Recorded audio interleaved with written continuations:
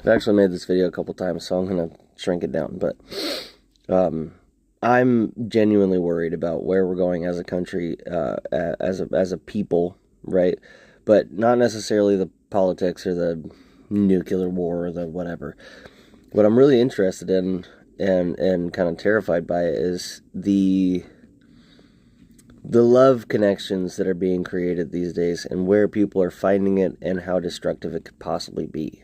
Right? When COVID first happened, everybody was staying inside and all the dating type stuff was all shifting to an online platform. Instead of going to bars to meet women or instead of going to, grocery stores or whatever it is that you normally meet women at, now people are just going online and going to Tinder, and then in a scenario where it's like hotornot.com mixed in with a small list of mostly lies about the person's attributes, which leads to a lot of deception, a lot of misleading information, a lot of fucking terrifying territory, right? So as a woman, I would actually feel a lot worse, a lot more intimidated going on a date with a guy that I've never met before and I've only seen pictures of and I only have what he had to say about himself and his profile, right? Versus meeting somebody out in public and seeing how they act, seeing what their body language is like, seeing how they treat the people around them.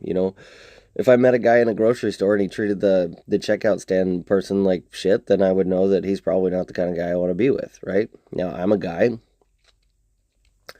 I'm not a female, but same goes for a woman. If I meet a woman in real life and if she's a nice, kind, compassionate kind of person and it's somebody that I see going forward with, then awesome.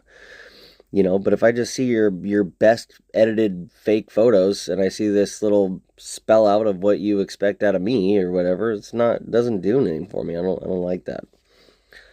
Um, but now we have AI girlfriends and boyfriends, and we have sex robots that remember what your favorite color is, and we're doing everything we can to get as close to a real life relationship without actually just dating real fucking people.